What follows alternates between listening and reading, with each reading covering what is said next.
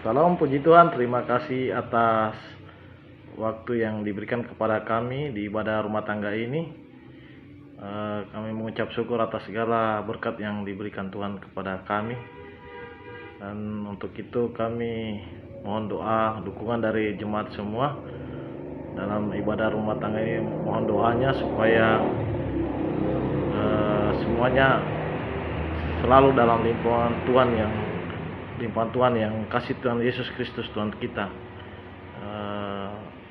Itu saja yang mungkin kami ucapkan. Terima kasih. Salam. Tuhan Yesus memberkati. Baik jemaat Tuhan, selamat malam. Kita bersyukur bahwa malam hari ini boleh dipersatukan lagi di dalam ibadah rumah tangga. Terkhusus malam ini yang mengambil bagian adalah keluarga Bapak Rerak P. Tambunan. Mari kita mempersiapkan diri untuk masuk dalam ibadah ini. Jemaat Tuhan disilahkan berdiri. Dan mari kita memuji nama Tuhan dari Kidung Jemaat 64, bait pertama, Bila Kulihat Bintang Gemerlapan.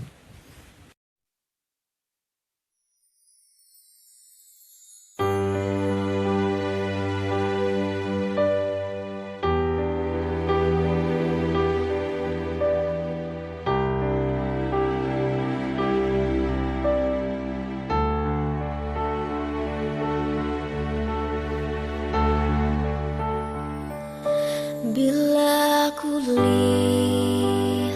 bintang gemerlapan dan bunyi guruh riuhku dengar, ya Tuhanku, tak putus aku heran melihat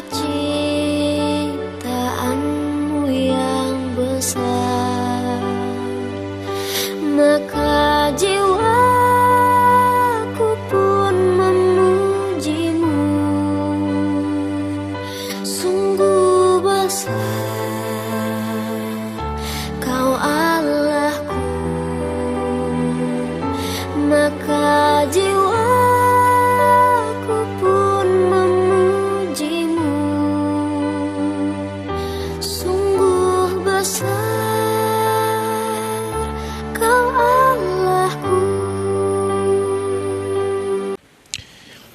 Mari kita tabiskan ibadah ini. Kebaktian kita bersama keluarga Bapak Rerak P. Tambunan jadi dalam nama Bapa, Putra dan Roh Kudus.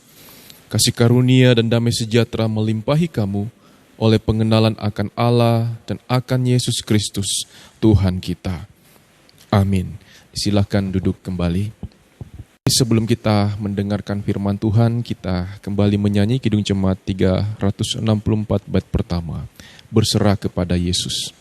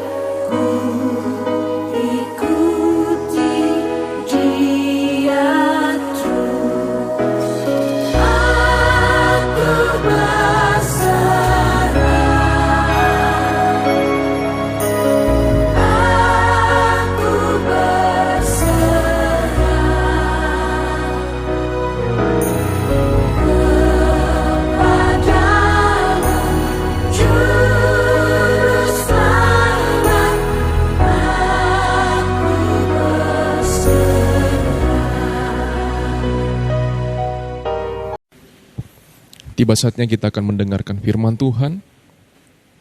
Mari kita berdoa sebelum kita membaca dan merenungkannya. Ya Bapa, kami bersyukur malam hari ini boleh diberikan kesempatan lagi untuk mendengarkan firman-Mu melalui ibadah rumah tangga online. Tuhan, berkenanlah memberkati kami supaya kami boleh senantiasa mengerti akan firman-Mu. Biarlah Roh Kudus meneguhkan hati pikiran kami. Kami dimampukan untuk hidup sesuai dengan firman-Mu. Di dalam nama Yesus Kristus Tuhan kami berdoa. Amin. Hari ini terambil dari 2 Tawarik pasal 29 sesuai bacaan harian kita. Ayat 1 dan 2. Saya baca bagi jemaat Tuhan. Hizkia berumur 25 tahun pada waktu ia menjadi raja, dan 29 tahun lamanya ia memerintah di Yerusalem. Nama ibunya ialah Abia, anak Sakaria. Ia melakukan apa yang benar di mata Tuhan, tepat seperti yang dilakukan Daud, bapa leluhurnya. Demikian pembacaan kita, yang berbahagia kita yang setia mendengar dan melakukannya. Shalom jemaat Tuhan. Malam hari ini saya memberikan tema pada renungan kita, yaitu takutlah akan Tuhan sejak masa mudamu. Suatu hari saya berbincang dengan seorang anak muda, kemudian saya mencoba menegur apa yang menjadi kesalahannya. Namun kemudian dia berbalik memberikan statement pada saya. Dia berkata, "Kak, saya masih muda, jadi wajar kalau saya masih belum terlalu dekat dengan Tuhan." Statement itu kemudian mengingatkan saya ketika saya juga masih masa remaja waktu itu. Saya belum mengenal Tuhan begitu baik. Dan kemudian saya berkata kepada dia, "Ya, betul bahwa pengenalan akan Tuhan itu suatu proses. Tapi jika ada orang yang mengarahkanmu untuk mengenal Tuhan, alangkah baiknya jika kamu segera menjalani proses untuk mengenal Tuhan. Bukan justru menghindarinya, atau bukan justru tetap tinggal di dalam kesalahan itu. Kamu bersyukur karena ada orang yang mengarahkan kamu." Kalau saya mengingat masa remaja saya merasa jauh dari Tuhan. Jarang sekali ada orang-orang, khususnya hamba Tuhan, yang mau mengarahkan saya pada jalan yang Tuhan kehendaki. Kemudian berakhirlah percakapan kami. Dan tentunya anak muda ini menyadari bahwa dia salah. Dan dia tetap punya kerinduan untuk bisa menjalani proses dalam hidupnya untuk mengenal Tuhan. Nah, Bapak Ibu Saudara, bacaan kita malam hari ini adalah tentang seorang raja yang sangat muda. Dia bernama Hizkia. Dia adalah raja ke-14 dari Yehuda. Ketika waktu itu Salomo jatuh dalam dosa, kemudian kerajaannya terpecah menjadi dua. Kerajaan Yehuda bagian selatan dan kerajaan Israel bagian utara yang beribu kota di Samaria. Dan kerajaan Yehuda ini juga memiliki raja-raja turunan dari Daud. Dan Hizkia merupakan raja ke-14 yang memerintah dalam kerajaan Yehuda. Dan ayat ini memberikan kita suatu informasi yang jelas bahwa Hizkia ketika menjadi raja, dia masih berusia 25 tahun. Jadi kalau kita membandingkan dengan masa kita sekarang, usia 25 tahun itu adalah usia yang mana anak-anak muda baru menyelesaikan pendidikan di sekolah tinggi atau di kampus. Dan kalau kita memikirkan itu tentu sangat mudah. Tapi kemudian dia dipercayakan menjadi seorang raja dalam usia yang sangat muda.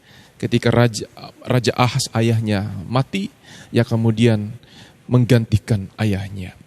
Dan dikatakan di dalam bacaan ini bahwa selama 29 tahun lamanya, ia memerintah di Yerusalem, ibu kota dari kerajaan Yehuda. Di ayat 2 kemudian lebih ditegaskan lagi bahwa ia melakukan apa yang benar di mata Tuhan, tepat seperti yang dilakukan Daud, bapa leluhurnya. Jadi meskipun dia masih muda, tapi dia menjadi seorang atau pribadi yang setia melakukan apa yang dikehendaki oleh Tuhan. Tentu dia beruntung, sangat beruntung. Ia dididik dengan baik dalam keluarga kerajaan dari ayahnya Raja Ahaz. Dan melalui didikan ayahnya, ia sejak muda sudah mengenal Tuhan. Sudah menjadi seorang pribadi yang takut akan Tuhan. Sehingga kemudian dia mendapat kepercayaan untuk memimpin satu bangsa. Nah, Bapak Ibu Saudara, berbicara tentang masa muda, banyak sekali amsal-amsal yang disampaikan oleh Salomo yang memberikan teguran, memberikan semangat, memberikan dorongan kepada anak muda untuk senantiasa takut kepada Tuhan. Karena apa? Kalau takut pada Tuhan, maka masa depan akan menjadi masa depan yang baik. Nah, satu ayat firman Tuhan dalam Amsal 3 ayat 5 berkata seperti ini. Percayalah kepada Tuhan dengan segenap hatimu dan janganlah bersandar kepada pengertianmu sendiri. Percayalah kepada Tuhan dengan segenap hatimu. Jadi bukan dengan setengah hati, bukan dengan 1/2 hati ya, bukan dengan 3/4 hati, tetapi segenap atau semua 100% hati kita harus kita percayakan kepada Tuhan. Dan janganlah bersandar kepada pengertianmu sendiri. Nah, usia muda, kita semua pasti pernah melewati usia muda. Dan bahkan anak-anak muda sekarang sedang melewati atau sedang mengalami masa muda. Dalam masa muda terkadang kita cenderung untuk lebih mengandalkan pengertian kita. Mengapa? Karena kita menjalani masa-masa kita mulai berpikir secara kritis. Kita menjadi orang-orang yang idealis dalam masa muda. Sehingga kadang kita menganggap bahwa apa yang menjadi pendapat kita, apa yang menjadi argumen kita adalah sesuatu yang dapat menolong atau sesuatu yang dapat memberikan dampak yang besar ke depan. Dan terkadang dalam masa muda, ketika kita bergantung kepada pengertian kita, kita kadang cenderung menganggap diri kita lebih baik, lebih hebat dibanding orang-orang yang sudah dewasa atau sudah tua daripada kita. Mengapa? Karena namanya masa muda itu sangat memberikan suatu dorongan kepada kita untuk bersemangat, antusias. Atau ada suatu dorongan yang begitu meluap ingin kita ungkapkan dalam masa muda. Tapi terkadang itu semua kita bergantung hanya pada pengertian kita, bukan kepada firman Tuhan atau bukan kepada hikmat Tuhan. Saya pribadi, saya masih merasa muda, tapi intinya saya sadar akan hal itu. Bahwa bukan terkadang tapi sering dalam masa muda yang kita jalani, itu tadi yang mengganggu kita. Kita mau bergantung pada pengertian kita. Tanpa mau bergantung kepada hikmat Tuhan. Kita mengabaikan pengertian-pengertian atau orang-orang di sekitar kita. Dan kita mau hanya bergantung kepada pikiran ataupun pengertian kita. Tapi hebatnya bahwa Hizkia dalam masa muda yang dia jalani, dia dipuji oleh penulis kitab ini bahwa dia seorang yang setia melakukan yang benar di mata Tuhan. Saya percaya bahwa ayahnya mengajar dia sejak dari kecil bagaimana menjadi seorang anak yang takut akan Tuhan. Dia setia diajarkan hukum Taurat siang dan malam, ketika dia mau tidur, ketika dia mau bangun, ketika dia mau melakukan perjalanan dan sebagainya, sebagaimana yang hukum Taurat sampaikan kepada kita. Bapak Ibu Saudara, kalau kita membaca keseluruhan pasal ini, maka kita akan menemukan bagaimana Hizkia dalam usianya yang sangat muda, ia kemudian menguduskan kembali rumah Tuhan. Apa yang terjadi pada rumah Tuhan? Ternyata sebelum-sebelumnya rumah Tuhan menjadi rumah yang najis. Rumah Tuhan menjadi tempat yang tidak benar. orang-orang begitu banyak yang korup di dalam pelayanan rumah Tuhan, orang-orang Lewi, para imam jauh dari Tuhan. Mereka hidup jauh dari Tuhan, sehingga umat yang mereka pimpin pun jauh dari Tuhan. Mereka menyembah berhala, mereka meninggalkan Tuhan. Tapi kemudian ketika Hizkia diberikan kesempatan untuk memimpin satu bangsa ini, dia melakukan reformasi. Dia menguduskan rumah Tuhan yang sudah kotor, najis itu oleh karena perbuatan umatnya. Jadi pertama-tama dia memanggil orang Lewi, kemudian para imam. Hizkia mendorong mereka atau menegur mereka, atau bahkan Hizkia sendiri mengajarkan mereka supaya mereka bertobat kembali kepada Tuhan. Dan Hizkia berhasil melakukannya. Ia berhasil melakukan transformasi pada masanya. Ia dikenang sebagai seorang raja yang takut akan Tuhan, raja yang muda yang begitu setia kepada Tuhan, dipercayakan sesuatu yang berharga. Dan dia melakukannya dengan sepenuh hati, dengan penuh tanggung jawab. Itu karena apa? Karena ia takut pada Tuhan sejak masa mudanya. Dan ketika dalam kisah hidup Hizkia, ia pernah sakit, saudara. Hizkia hidup sesaman dengan Nabi Yesaya. Dan ketika dia sakit, Tuhan memerintahkan Yesaya untuk datang kepada dia. Yesaya berkata bahwa kamu akan mati karena sakitmu. Tapi ketika Hizkia mendengar itu, ia kemudian menangis. Ia berteriak. Ia memohon kepada Tuhan. Ia kemudian berkata, Tuhan, bukankah aku sudah setia kepadamu? Dan sebelum Nabi Yesaya berpaling atau pergi dari Hizkia, Tuhan kemudian berbicara kepadanya dan mengatakan bahwa ia akan sembuh. Bahkan usianya akan ditambahkan 15 tahun. Luar biasa. Di dalam perjanjian lama, takut akan Tuhan biasanya itu diikuti dengan umur panjang. Itu dalam masa perjanjian lama. Jadi jika seseorang takut akan Tuhan, ia hidup saleh, maka Tuhan akan memberikan ia umur yang panjang untuk mereka nikmati. Sebagaimana yang juga dikatakan di dalam Amsal 3:16, umur panjang ada di tangan kanannya, di tangan kiri kekayaan dan kehormatan. Jadi orang-orang saleh dalam perjanjian lama selalu dijanjikan hal demikian. Dan mereka menikmati, mereka mengalami umur panjang dan kekayaan daripada Tuhan. Nah, Bapak Ibu Saudara yang dikasihi Tuhan, Kristus sendiri belajar dari sejak kecilnya tentang firman Tuhan. Sehingga ia bertumbuh menjadi seorang pribadi yang benar-benar takut kepada Bapa. Karena takutnya kepada Bapa, karena taatnya kepada Bapa, bahkan dia rela untuk menerima apa yang dikehendaki Bapa atas hidupnya. Kita sedang menjalani masa Prapaskah pada minggu-minggu ini. Kita ingat ketika Tuhan Yesus datang berdoa di Taman Getsemani. Ketika keringatnya bercucur dan keluar seperti darah. Karena begitu berat penderitaan yang akan dia alami. Ada satu kalimat yang saya ingat, dan tentu kita ingat. Ketika ia berkata, Bapa, jika engkau mau cawan ini lalu daripadaku. Jadi cawan itu melambangkan penderitaan. Jika engkau mau penderitaan ini lalu daripadaku.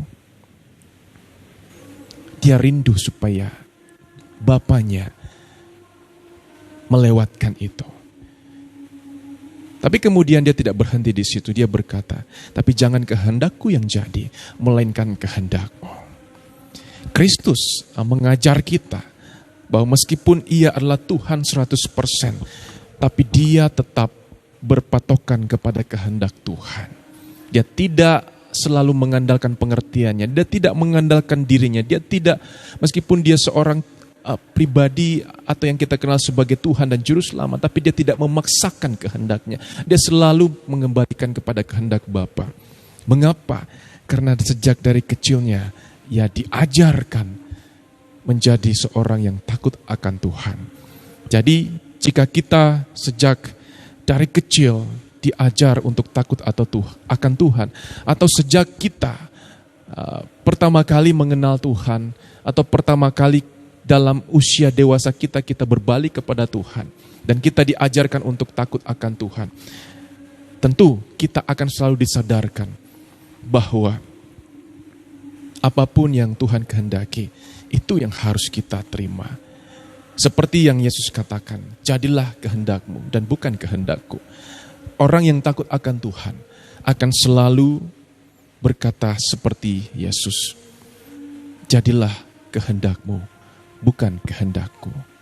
Dan kiranya kisah Raja Hizkia dan bahkan gambaran Kristus di dalam pengalaman hidup Hizkia yang mengandalkan Allah juga terjadi dalam hidup kita hari demi hari. Tuhan memberkati kita. Kita akan merespon dari pemberitaan firman Tuhan dengan memuji Tuhan dari Kidung Jemaat 337 sambil persembahan kita beri, betapa kita tidak bersyukur.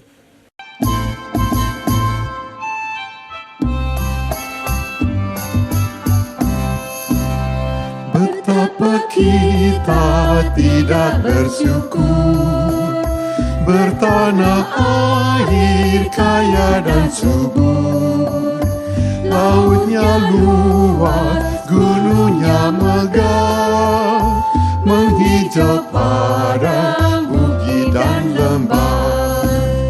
Itu semua berkat karunia Allah yang agung maha kuasa. Itu semua berkat karunia Allah yang agung maha kuasa. Mari kita masuk di dalam doa, syafaat dan persembahan. Bapa, terima kasih pada kesempatan ini kami telah mendengar firman-Mu. Kami boleh mendengarkan kisah dari Raja Hizkia, seorang anak muda yang sejak usia 25 tahun Tuhan sudah percayakan baginya tanggung jawab yang besar. Kami percaya Tuhan memilihnya oleh karena ia menjadi seorang pribadi yang takut akan Allah sejak masa mudanya. Ya Tuhan, kami diajarkan untuk senantiasa berjalan di jalan-Mu yang benar. Sebagaimana Kristus juga telah dididik dari kecil menjadi seorang pribadi yang takut akan Bapa. Dan ketika ia menghadapi penderitaan, ia merindukan ada pemulihan dalam hidupnya, tapi dia tidak pernah mengabaikan kehendak Tuhan. Ia selalu mengutamakan kehendak Tuhan yang jadi. Bentuklah kami seperti Hizkia, bahkan seperti Kristus yang senantiasa takut akan Tuhan. Dan ketika kami diperhadapkan dengan berbagai macam persoalan di dunia ini, kami mau berani berkata, jadilah kehendak-Mu Tuhan, dan bukan kehendak kami. Kami percaya bahwa ketika kami boleh menjadi pribadi-pribadi yang takut pada Tuhan sejak usia muda kami, masa depan kami akan diberkati. Karena kami senantiasa percaya bahwa Tuhan menyertai kehidupan orang-orang yang setia, yang berjalan di jalan Tuhan sepanjang waktu.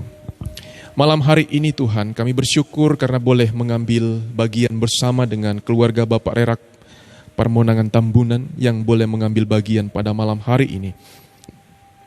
Berdoa bagi hamba-Mu, kiranya kasih setia-Mu boleh senantiasa hadir di tengah kehidupan keluarga mereka. Bersyukur bahwa Bapak Rerak Parmonangan boleh menjadi bagian daripada kemajelisan gereja di tempat ini. Kami percaya bahwa Tuhan yang telah memberikan kepercayaan bagi dia untuk bekerja di dalam pelayanan yang Tuhan percayakan. Karena itu mampukanlah hamba-Mu supaya ia boleh kuat di dalam menjalani pelayanan yang diberikan baginya. Berkati istri yang senantiasa setia menjadi penolongnya. Terkhusus pergumulan yang mereka sedang hadapi sampai saat ini. Kami berdoa Tuhan, jika Engkau berkenan, jika ini adalah kehendak-Mu, biarlah kiranya proses istri kekasih boleh pindah dari kampung halaman ke daerah Go atau Makassar, boleh berjalan dengan baik. Mereka sudah menggumulinya bertahun-tahun. Kami percaya bahwa doa orang benar besar kuasanya. Kami percaya jika mereka tetap setia mengandalkan Tuhan, suatu hari hasil daripada doa mereka akan mereka nikmati. Berilah mereka kesabaran untuk boleh menjalani proses yang sedang mereka hadapi. Berdoa juga bagi kehidupan keluarga. Kami bersyukur bahwa minggu lalu keluarga boleh merayakan ulang tahun pernikahan yang ke-9. Ya Bapa, dalam masa pernikahan 9 tahun ini, mereka merindukan kehadiran buah hati di tengah keluarga mereka. Sampai saat ini mereka terus menggumuli. Kami percaya jika mereka tetap setia dan berharap kepada Tuhan, di dalam segala keterbatasan mereka, bahkan di dalam segala pergumulan lain yang mereka hadapi, mereka tetap setia bergumul untuk hal ini. Ya Tuhan, jika Engkau berkenan, jawablah doa mereka seturut dengan kehendak Tuhan sendiri. Ya Tuhan, kami berdoa untuk segala tugas pekerjaan usaha yang mereka lakukan. Juga terlebih bagi orang tua opung kekasih, Tuhan kiranya menolong di dalam masa tua daripada opung, ia boleh tetap dalam keadaan sehat dan kuat di dalam menjalani masa tuanya. Tuhan, terima kasih untuk sepanjang hari ini, bahkan sepanjang minggu kami boleh lewati. Kami berdoa bersama untuk jemaat-Mu, Tuhan kiranya memberkati. Mereka yang sakit, mari Tuhan Engkau ulurkan tangan kuasa-Mu tetap setia menjamah mereka. Mereka yang bergumul dalam pekerjaan, Tuhan menolong supaya suatu hari mereka boleh mendapatkannya. Mereka yang bergumul dalam kehidupan keluarga, Tuhan pulihkan keluarga mereka. Mereka yang bergumul dalam tugas pekerjaan mereka, Tuhan campur tangan sehingga mereka boleh menyelesaikan setiap tugas pekerjaan mereka. Mereka yang bergumul dengan anak-anak mereka yang sedang menjalani pendidikan, Tuhan menolong supaya semuanya boleh diselesaikan. Mereka yang bergumul dengan COVID-19, ya Tuhan kiranya menolong mereka sehingga mereka boleh dipulihkan. Terima kasih ya Allah, bangsa kami, pemerintah kami serahkan padamu. Tuhan memberkati dan menyertai perjalanan daripada pemerintahan bangsa kami. Saat ini kami sudah memberi persembahan, berkatilah apa yang boleh kami beri untuk pekerjaan pelayanan-Mu di rumah Tuhan di gereja Oikumene Kertago ini. Ini doa kami di dalam nama Tuhan Yesus yang mengajar kami berdoa bersama. Bapa kami yang di sorga, dikuduskanlah nama-Mu. Datanglah kerajaan-Mu, jadilah kehendak-Mu di bumi seperti di sorga. Berikanlah kami pada hari ini makanan kami yang secukupnya. Dan ampunilah kami akan kesalahan kami, seperti kami juga mengampuni orang yang bersalah kepada kami. Dan janganlah membawa kami ke dalam pencobaan, tetapi lepaskanlah kami daripada yang jahat.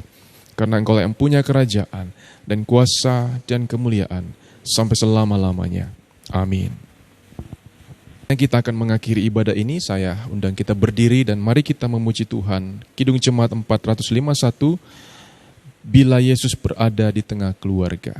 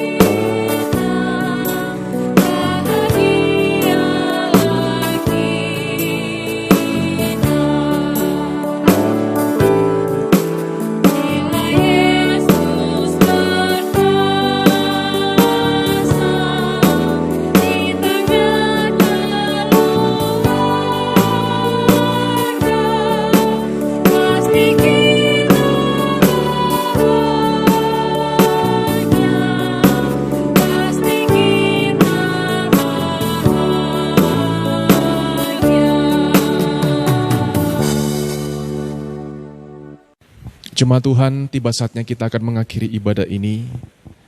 Kita telah mendengar firman, tetaplah setia kepada Tuhan, tetaplah takut kepada Tuhan.